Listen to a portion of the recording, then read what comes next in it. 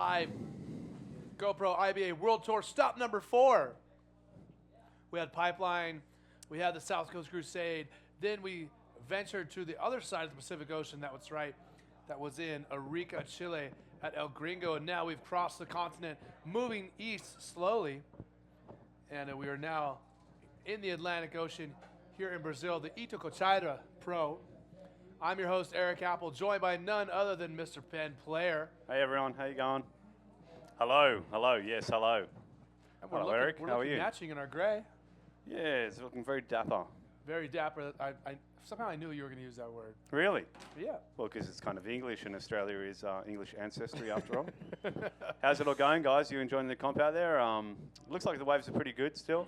A bit of a slight onshore on it, which sucks, but you know, this morning was really fun. I had a little surf out there and some good little ramps. Well, we definitely have some swell. The wind is kind of swirling, going offshore and onshore, back and forth. Yeah, I mean, that does happen out here. We've got these big mountains all around here. Massive, I don't know if they're limestone or granite, but they're these massive mountains, and the wind kind of swirls around all day around those things. And yeah, it kind of changes things out around a little bit, makes it a little bit harder for the contestants. But I mean, it's an amazing wave. And here we got Blue from this heat, Lucas Ferreira. Nice little push through the roll. Look how close that breaks to the shore. I mean, it's amazing, this wave, how much of a shore break it is. It's just, you know, right on the shore. And it's got so much power. You know, talking about that surf this morning, like you could, like Jeff tried to do a flip this morning, Jeff Hubbard, and just headbutted the sand and like squashed his head open, you know, like it's a pretty heavy little wave. Is he okay? He's okay, he's fine. He's still ripping, don't worry. But yeah, it's a heavy little wave, and you might not be able to see it in the pictures. Like, it just looks like a straight kind of shore break, but what is actually involved as well is you get a wedge from both ends of the beach, because it's a sheer headland that goes straight into the water, and you know, creates like little wedges like this, where we got Bernardo Geronimo going for a little boost in that section. That was a nice roll, nice and loopy. Let's give you guys a lay of the land. All 4 riders have caught a wave, and that's the second one for Bernardo, who already was in the lead with a 5. Behind him, Lucas Ferreira with a 4.38. That's his second wave in front of you, but a 4.38 on his first wave. Sergio Luis with a 4 on his first wave, and Lucas Isnar with a 1.13 on his first wave. So at the moment, Bernardo's in the lead, Lucas in second, but I'm sure the scores are going to come up here in a moment, and the order of things are going to change, as they will multiple times throughout the heats in these kind of conditions. Yeah. Ben, I mean, these guys are all going to be very similar, very close waves, and all the scores in the heats are all relatively close. Yeah, that's right. And then we got Diego Roberto coming in from his last heat. Yeah, so it's interesting. In the start of a heat like that, that was a good tactic that Lucas just played by getting that second little scoring wave, because, you know, that could be a counter at the end of the heat. It's just good to get a couple under your belt, move pretty quick, and build from that. And you know, like that's kind of the strategy that I always tend to play in a heat. You want to get those 2 straight up and then build from that. And you know, I used that multiple times in the last event in Chile, and it worked for me, luckily. And I managed to push through the whole way. So yeah, so the waves look like they're going to be pumping the next couple of days, guys. So be pretty excited, because we sure are over here. Like, we're talking about, I was talking with Dave Winchester and Jeff Hubbard and stuff just before, and we're talking about how big it's going to be tomorrow. It's meant to be in the kind of 4 to kind of 6 foot range, and the winds look good.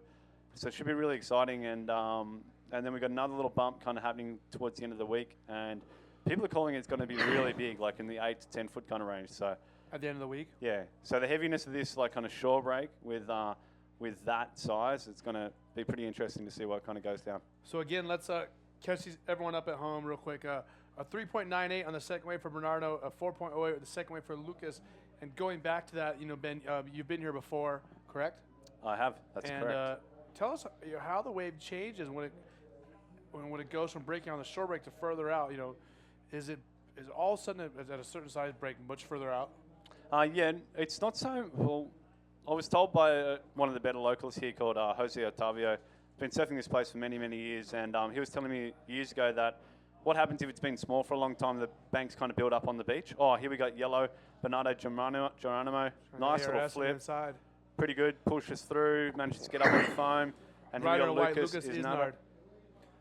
Nice little roll, clean.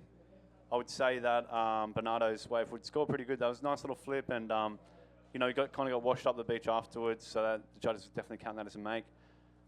Yeah, so what happens is, going back to what we were talking about before, Eric, is you know, when it's been small for a little while, the bank's kind of coming closer to the shore.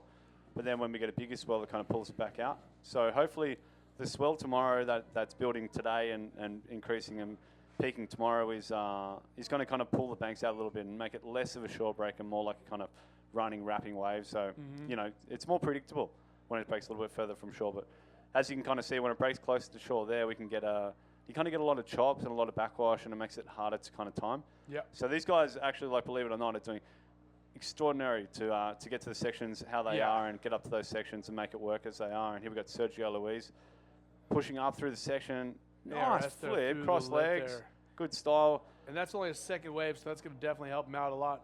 Only a 4 so far. And real quick, we're going to come back to myself and Ben, but we're going to throw it down to the beach with Isabella Sosa, former world champion. E aí, galera, eu tô aqui com o Pedro Valim. Ele foi o vencedor da última bateria, amassou geral e é muito novo, tem 16 anos. E aí, como é que tu tá se sentindo competindo com a galera mais velha aqui nesse campeonato, um campeonato mundial aqui em Itacoatiara? Pô, tô muito feliz. É uma experiência, né? Campeonato mundial. Até mesmo para eu evoluir nas competições. E muito difícil, nível muito elevado de todos os atletas. E eu consegui me superar ali, consegui passar essa bateria em primeiro, virei nos últimos minutos e deu tudo certo. Deus me trouxe essas 2 ondas para eu virar a bateria, que eu estava em terceiro, faltando muito pouco tempo para acabar. E com essas 2 últimas ondas eu virei a bateria toda, de terceiro pulei para primeiro e deu tudo certo. E como é que foi tua bateria assim no geral? Acabou que tu estava em terceiro e virou para primeiro, fez a melhor somatória do evento. Como é que estava a tua cabeça lá dentro da água quando você virou? Eu estava, no começo de tudo eu estava muito tenso, muito nervoso, com medo de perder. Tô dentro de casa. Tenho que agradecer muito a essa praia maravilhosa, né, que propõe boas ondas para o bodyboard. E a bateria ao todo foi muito disputada. O Adriano Minguta veio liderando a bateria desde o início. Aí o Diego Roberto também ficou ali no páreo entre ele e o Adriano, o Diego e o Adriano ali lutando pela primeira colocação. Eu ali tentando alcançar o segundo. Faltando ali uns 5 minutos pro término. Tá cansado? Muito cansado. Subiu uma direita que Deus deu essa direita para mim, falou, vai que é a sua hora. E consegui chegar perto do segundo. Não tinha virado a bateria ainda, não entrei na fase de classificação. Mas aí depois eu mantive a calma, falei, vai dar tudo certo. Respirei fundo e subiu a direita que eu fiz uma RS ali, caí de frente, que eu virei a bateria toda, fui para primeiro. E, pô, muito feliz, amarradaço com essa colocação. E é isso, agora tem o 4º round, que deu tudo certo lá. Queria agradecer a minha família, a TWS, minha família primeiramente por me apoiar muito no bodyboard, acreditar em mim. E a TWS aí que vem me incentivando muito também, com a prancha, tudo. Chega junto no bodyboard, tá investindo no esporte. E é isso, queria agradecer também aos meus amigos da praia, que vem acreditando muito em mim. E é isso, valeu. Back with you, Eric.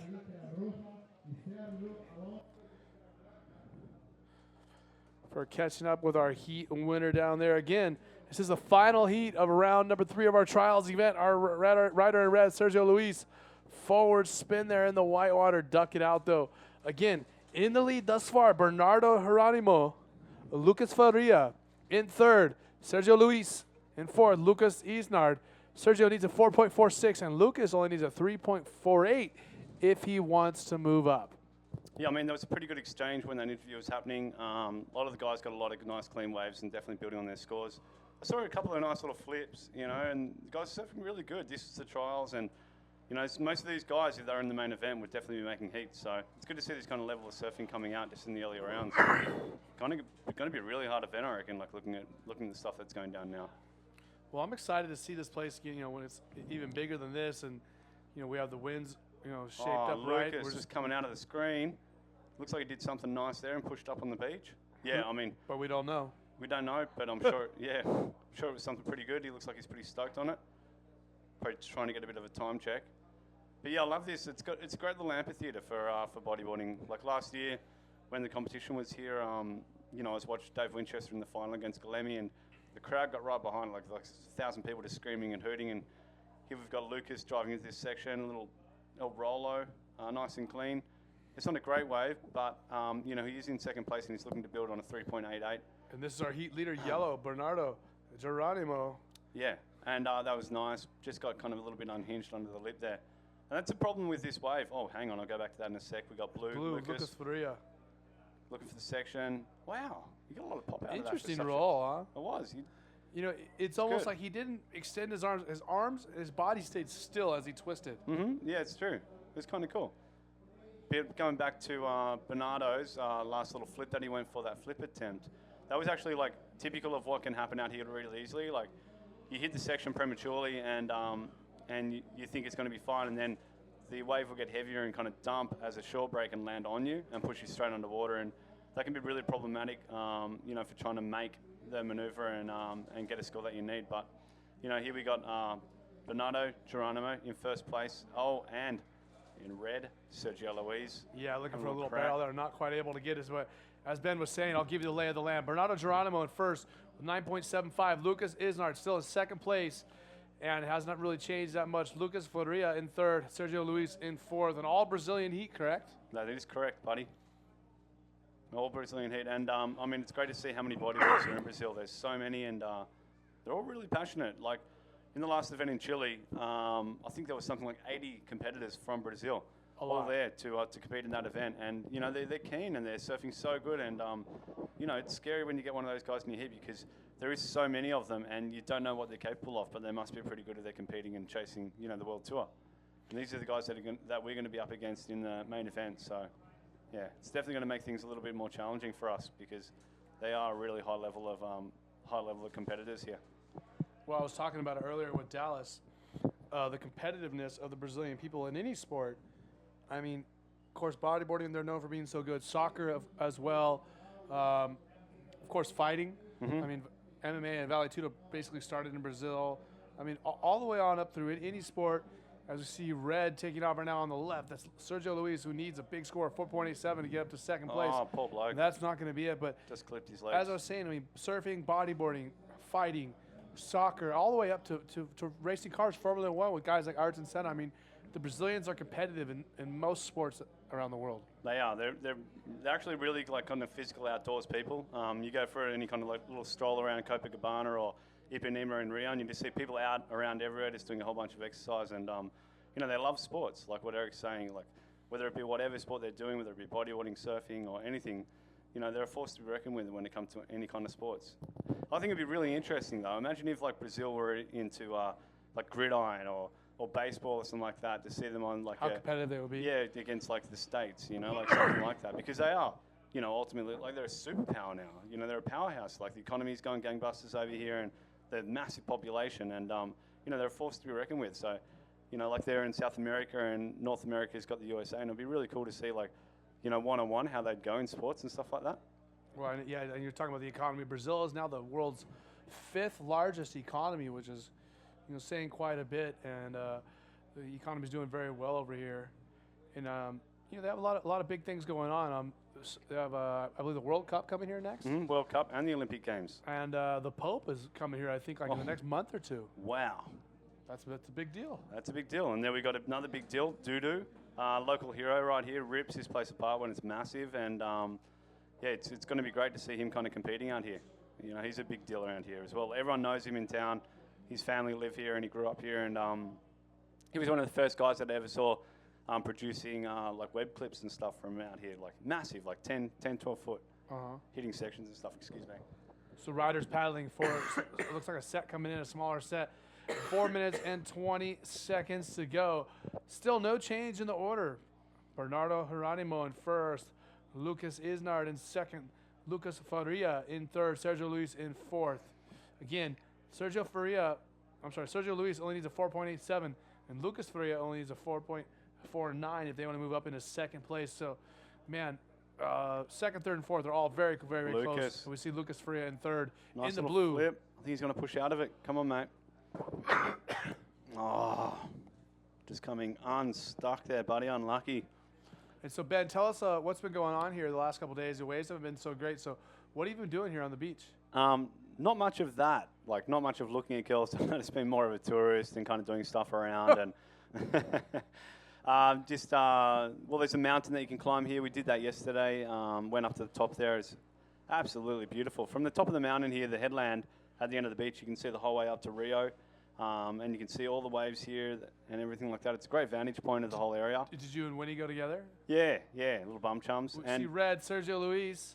Go, Sergio. Dying minute to the heat. Oh, nice look at that roll. He's going to find one more. Jeez, that was smart surfing, man. He needed a 4.87. And that for yeah, sure. I reckon he would have got that. Smart boy. So you and Winnie went up to the big mountain. Did you guys hold hands up there? Yeah, we did. We held hands. Yeah. Nice blue right there. Lucas Faria looking for that invert off the back a little bit, It's going though. to be interesting to see if they count that as a make or not. Nice little invert. Good attempt. Don't think they'll count that as a make. Don't think so. But yeah, it's a beautiful place up there. It's amazing. No, we did not hold hands, Eric. I'm not gay. I don't have anything against gay people, but I'm not gay myself. Unlike yourself, mate. Unlike yourself. But no, I don't want to start any rumours. No, it was good fun. It was really nice. It was beautiful up there. I'm sure everyone's seen all the Instagram photos and stuff of people hanging up there and all that. Oh, yeah, you saw ours up there, huh? I'll have to check yours out and like yours, buddy. Yeah, right. Yeah. Yeah, it seems like everyone's got a chance to go up there as we see yellow paddling Bernardo Geronimo. Oh, look at Look this at section. this. That was Good nice. Bernardo. And when we go back, Sergio Luis from Brazil did get a 5.38. Remember, he needed like a 4.7 or something like that. Yep. So now he's up to second place. Lucas Isnar down back in third. And Lucas Faria still in fourth place. And Lucas Faria, so he has 8 waves, but still not able to get anything more than a 4.38 as far as a high score. So 1 minute, 45 seconds ago. But Bernardo just dropped a 7.13 for that last invert. That's a big score. Yeah, it's one of the higher scores of the day, and that's going Beautiful to bottom turn. Look at this drive into it, not catching an edge, and just goes clean up to the section. Good, clean boost. Yeah, that was worth every bit of a 7.13 for sure. That was beautiful. maybe better than that even, huh? Maybe, yeah. And it's just picture perfect as far as the bottom turn, his trimming, and the invert. Yeah, that's right. Hey, Apple, tell me something. You grew up surfing wedges and stuff in Cali, yeah? Yep. What are the waves like in California compared to these waves? Are they a little bit similar or not? Pretty similar, actually, as far as like, sometimes on the short breaky waves like that where it's hard to like get to the shoulder and get speed on the shoulder. It's kind of bumpy because it's so close to the beach. Mm-hmm. That's what it reminds me of here. So that's why I'm excited to see the swell come in and kind of pull some of the sand around and make some sandbars and clean it up. And talking about being up on top of the headland, you could see the sandbars, and they all are very, very close to the beach. And you don't see any sandbars farther out. I see red taking off Sergio Luis. He's in second. Oh, he handles this. He's doing. Oh, wow. How do you push through that? I don't know. And we had Blue also taking off and looked like he did a flip at the same time. That could almost be the last wave red in the heat. And that could change things. But Well, Lucas Faria needs a 5.01, so he could certainly have easily gotten that, and they could have knocked Sergio Luis and Lucas Isnar down. So scores coming through. We're going to let you know in just a moment. going to make things interesting, though. But I dare say Sergio's flip would score pretty well, the flip that he just did on the left just now. So if he did get knocked back, I dare say he would have got back up again. Hey, you know all about that, being a fighter. Get knocked down, get back up again. For sure. Now let's wait for the scores to come through. Okay. Lucas Faria with a 4.13 on his last wave. It's not going to be enough. So Bernardo Geronimo is making it through with a total score of 12.13. Sergio Luis, a total score of 9.38. So Lucas Isnar and Lucas Faria are not going to make it through, unfortunately. Man, some drama there at the end of the heat, right, Ben? Yeah. Heats always come down to that last 5 minutes. The rest of the time does not matter at all. That's the end of the heat right now. The conclusion of the heat. So Bernardo and Sergio advancing, but you're only as good as that last kind of 5 minutes. That's the most important part of it. And sadly for those guys, both Lucases there, getting knocked out. It sucks, but that's what happens in competition. Okay, that's it for round number 3. It's done. It's in the books. We're moving on to round number 4.